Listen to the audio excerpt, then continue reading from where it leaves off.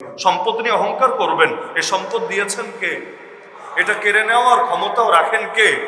জ্ঞান নিয়ে আপনি অহংকার করবেন, আর এই জ্ঞানটা আপনাকে দিয়েছেন কে? তা আপনি নিজের রূপ বলেন, নিজের ক্ষমতা বলেন, যাই বলেন না কেন, সব তো আল্লাহরই দান। গাছে যদি ফল হয়, গাছের ডালগুলো উপরের দিকে যায় না, উল্টা নিচের দিকে ঝুঁকে পড়ে। ফল যত বড় হয়, ওজন যত বাড়ে, ডালগুলো নিচের দিকে ঝুঁকতে থাকে। তা আপনার ভেতরে যত নেয়ামত আসবে, নেয়ামত পাওয়ার পরে যদি দেখেন বিনয় বেড়েছে, আপনি ধরতে পারেন আল্লাহ আপনাকে কবুল করেছে।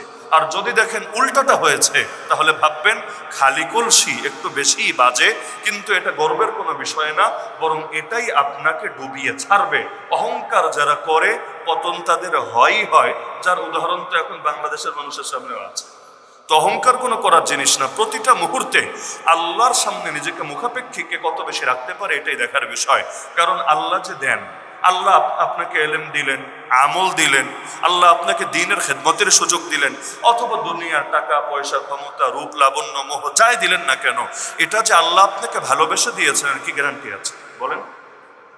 আল্লাহ তো সবাইকেই দেন। আল্লাহ তো নমরুদকেও দিয়েছেন, ফেরাউনকেও দিয়েছেন, বখতে নাসসারকেও দিয়েছেন, জুলকারনাইন বাদশাকেও দিয়েছেন, নবী সুলাইমানকেও দিয়েছেন, নবী দাউদকেও দিয়েছেন। কিন্তু আল্লাহ সবাইকে এক কারণে দেন না।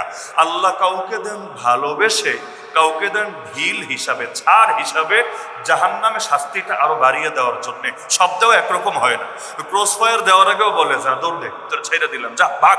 কিন্তু দৌড় দেওয়াটা তার জন্য কল্যাণকর হয় না, বরং হিতে বিপরীত হয়। তো সবসময় দেওয়াটা ভালো কারণে হয় না, বরঞ্চ কখনো এটা পাকরাওয়ের অংশ হিসাবে হয়। আল্লাহ ছাড় দিয়ে দেখেন কত দূর যেতে পারে, কত দূর। ওই বাপমা অনেক সময় সন্তানদের একটু ঢিল দেয়, দেখি তুই কত শয়তানি করতে পারিস, এরপরে এমন ধরা ধরে একদম খবর করে ছাড়ে। ওই গোয়েন্দারা অনেক সময় এই কাজ করে। অপরাধীকে শনাক্ত করতে পেরেছে, প্রথমেই ধরে না, একটু ঢিল দিয়ে রাখে। কারণ এখন অরে ধরলে শুধু অরেই ধরবে, কিন্তু চাই এমন ভাবে ধরবে কান টানলে যাতে মাথাও চলে আসে, ওর মাধ্যমে আরো 10টারে স্বীকার করবে। তো ছাড় দেয়, দিয়ে দেখতে থাকে। এক পর্যায়ে যখন ধরে, পুরো টিমটারেই ভ্যানিশ করে ছাড়ে। তো আল্লাহ রাব্বুল আলামিন যে আপনাকে দিলেন, ভালোবেসে দিয়েছেন, কিভাবে বুঝলেন? আপনার কাছে কি ওহী এসেছে? ওই যদি না, সেই দেওয়াটা যে ঢিল হিসাবে ছিল না, আপনি বুঝলেন কিভাবে? ওই অনেকে ক্ষমতা পেলে দলিল দেয়, ক্ষমতা তো আল্লাহই দেয়। আল্লাহ যেহেতু দিয়েছে, তাহলে আমাকে ভালোবেসেই দিয়েছে। আরে পাগল, আল্লাহ তাআলা যে আয়াতে বলেছেন যে আল্লাহ যাকে চান ক্ষমতা দেন, যার থেকে চান ক্ষমতা ছিনিয়ে নেন, ওই আয়াতের পরের অংশটাও পড়ো, এমনি ক্লিয়ার হয়ে যাবে। আল্লাহ বললেন এরপরে তুমি যাকে চাও সম্মান দাও, যাকে চাও লাঞ্ছিত করো। প্রথমে ক্ষমতা দেওয়ার কথা, এরপর সম্মান দেওয়ার কথা। মানে বুঝেন, নিবিড় আর গভীর সম্পর্ক আছে। আল্লাহ অনেককে ক্ষমতা না দিয়েও ইজ্জত দেন, আবার অনেককে ক্ষমতা দিয়েও লাঞ্ছিত করে ছাড়েন। ইমাম বুখারী কবে রাজা বাদশাহ ছিলেন, ইমাম আবু হানিফা, ইমাম গাজালি, ইমাম ইবনে তাইমিয়া কোন প্রদেশের গভর্নর ছিলেন বা কোন ক্যাটাগরির ক্ষমতাধর ছিলেন, কিন্তু আল্লাহ তাদেরকে ইজ্জত দিয়েছেন, সম্মান দিয়েছেন। ইমাম আবু হানিফাকে তার জামানার বাদশাহ নির্যাতন করেছে, এমন নির্যাতন করেছে লাশ হয়ে জেলখানা থেকে বের হতে হয়েছে। কিন্তু ওই বাদশারে কে চেনেটাকে, ওরে দাম দেয় কে, ওরে সম্মান করে কে, ওরে স্মরণ করে কে? কিন্তু ইমাম আবু হানিফা আজও রাজত্ব করে মুমিনদের দিলের উপরে। আল্লাহ তার নামটারই সম্মানিত বানিয়েছেন, নাম বললেই লোকে দোয়া করে। ইমাম আবু হানিফা রাহমাতুল্লাহি আলাইহি, এই যে বললাম এটাই তো দোয়া। অথচ এই দোয়ার জন্য কোনো মিলাদ মাহফিল লাগে নাই, এই দোয়ার জন্য তবরক দেওয়া লাগে নাই, সিন্নি দেওয়া লাগে নাই। উল্টা দোয়া করতে পারাকে নিজের জন্য সৌভাগ্যের বিষয় মনে করে। তাহলে আল্লাহ এত দামি বানালেন, কিন্তু তার জামানার বাদশাহ, ওরে তো লোকে চেনেই না। যদি কেউ নাম বলে, আরে চিনিস এই লোকটা কে, সে কিন্তু ইমাম আবু হানিফারে মেরেছে, হত্যা করেছে, সঙ্গে সঙ্গে ভেতর থেকে ঘৃণা বের হবে। দোয়া তো বের হবেই না, ঘৃণা বের হবে। সাইয়্যিদুনা হুসাইন ক্ষমতা পান নাই, তো কি হয়েছে? মুমিনদের দিলের রাজত্ব পেয়ে গেছেন। অপরদিকে ইয়াজিদ ক্ষমতা পেয়েছে, তো কি হয়েছে? আজও পর্যন্ত নাম শুনলে মানুষ থুতু ফেলে। তো ক্ষমতা পেলেই তো হয় না, কেউ ক্ষমতায় থেকেও বোতলের বাড়ি খায়, কেউ ক্ষমতা না থেকেও ফুলের মালা গলায় বরণ করে নেয়। ইজ্জতের মালিক কে? ইজ্জতের মালিক আল্লাহ। সুতরাং আল্লাহ যে দিলেন, দেওয়া মানে আল্লাহ আপনাকে ভালোবাসেন বিষয়টা এমন না। সুতরাং অহংকার করার কিচ্ছু নাই, উল্টা ভয় করেন যে আল্লাহ নেয়ামত দিলেন তো, কিন্তু এটা যাতে আমার আফসোসের কারণ না হয়ে যায়। বরঞ্চ যেমন ধরেন যার বয়স পেয়েছেন, বয়স যারা নাবালেগ অবস্থায় মেরেছে, তার চাইতে তো আপনি এগিয়ে আছেন। ও নাবালেগ অবস্থায় মরে গেছে, আপনি লম্বা হায়াত পেয়েছেন। লেকিন আপনার জন্য কিন্তু চিন্তার বিষয় আছে। ও নাবালেগ অবস্থায় মরেছে, আর জাহান্নামে যাওয়ার আশঙ্কা নাই, ভয় নাই, কিন্তু আপনার তো উভয়টাই আছে।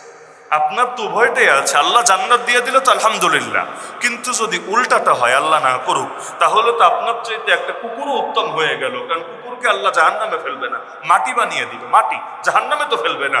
কিন্তু যাকে জাহান্নামে যেতে হবে তার চাইতে নিকৃষ্ট পৃথিবীর বুকে কে হতে পারে? এজন্য বিনয় লাগবে প্রতিটা আচরণে, উচ্চারণে, কথায়, বার্তায়, এমনকি হাঁটার ভেতরে। হাঁটার ভেতরের বিনয় কাকে বলে? প্রত্যেকের হাঁটা একরকম হবে এটা জরুরি না, এটা সম্ভব না। মানুষের হাঁটা, একটা বাচ্চাও যখন হাঁটে, আপনি খেয়াল করলে দেখবেন 10টা বাচ্চার হাঁটা একরকম হয় না। এটা ন্যাচারাল ব্যাপার, প্রাকৃতিক ব্যাপার। এক একজন এক একভাবে হাঁটে। তাহলে অহংকারের হাঁটা কোনটাকে বলে আর বিনয়ের হাঁটা কোনটাকে বলে? বিনয়ের হাঁটা হলো যেই হাঁটাটা তার ন্যাচারাল হাঁটা হয়, যেখানে আলাদা কোনো ভাব কাজ করে না। খেয়াল করলে দেখবেন কিছু লোক আছে এমন, আগে গরিব ছিল, এখন টাকার মালিক হয়ে গেছে। আগে হাঁটতো একভাবে, এখন হাঁটে পুরে আরেকভাবে। আগে ভাইরাল ছিল না, এখন ভাইরাল হয়ে গেছে। আগে হাঁটতো একভাবে, এখন হাঁটে আরেকভাবে। আগে ক্ষমতা টমতা ছিল না, এখন রাতারাতি ক্ষমতা পেয়ে গেছে। আগে হাঁটতো একভাবে, তো এখন তার হাঁটার স্টাইল হয়ে গেছে আরেকভাবে। তো এগুলো থেকে বোঝা যায় যে কোনটারে অহংকারের হাঁটা বলে। নির্দিষ্ট কোনো হাঁটাই অহংকারের হাঁটা বিষয়টা এমন না। কেউ হতে পারে খুব আস্তে আস্তে হাঁটে, এটাই তার জন্য অহংকার, এটাই ভাব। ওই ধীরে ধীরে পা ফেলে, এমন একটা ভাব নিয়ে পা ফেলে যে ওর ওজন মনে হয় মাটি নিতে পারবে না। বেশি জোরে যদি হাঁটে মাটি ফাঁক হয়ে ভেতরে ঢুকে যাবে, এই জন্য মাটির উপর রহম করে আস্তে আস্তে পা ফেলে। কেউ আবার উল্টা জোরে জোরে হাঁটে, কিন্তু জোরে হাঁটাটাই অহংকার, এটার মধ্যেই তার ভাব প্রকাশিত হচ্ছে। তো নির্দিষ্ট কোনো হাঁটার নাম অহংকারের হাঁটা বিষয়টা এমন না, কিন্তু কমন সেন্স থাকলে বুঝে আসবে যে কোনটা ভাব ধরে হাঁটা আর কোনটা নর্মালি ন্যাচারাল হাঁটা। তো আপনি ন্যাচারাল ভাবে হাঁটেন, যেভাবে বাচ্চাকাল থেকে হেঁটে আসছেন এভাবে হাঁটেন, এটাই আপনার জন্য বিনয়। আলাদা করে ভাব নেওয়ার চেষ্টা করেন না, সেটা জোরে হোক আর সেটা আস্তে হোক, ওইটাই আপনার জন্য অহংকার। এমনকি অহংকার বহু ক্ষেত্রেই হতে পারে। সালাম অনেকে দিতে চায় না, নিতে চায়, আছে না?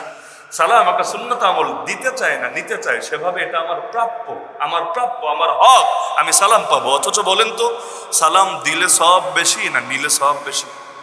এমনকি নবী গ্যারান্টি দিয়ে বলেছেন, আল বাদিউ বিসসালাম বারিউম মিনাল কিবর, যে আগে সালাম দেয়, সালাম শুরু করে, যে নবী গ্যারান্টি দিয়ে বলছেন সে অহংকার থেকে মুক্ত আছে।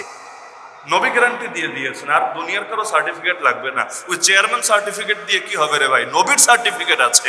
আপনার ভেতরে যদি আগে সালাম দেওয়ার যোগ্যতা থাকে, সবাই পারেন, অহংকারীরা পারেন, ওরা অপেক্ষায় থাকে, খেয়াল করে কে সালাম দিল দিল না। যদি কেউ না দেয় ওরে উল্টো ধমক মারে। মানে ভাবটা এমন, এটা আর পাওনা টাকার মতো আর কি। পাওনা টাকা দিতে যেমন বাধ্য থাকবে, ওরে সালাম দিতেও দুনিয়ার সবাই বাধ্য থাকবে।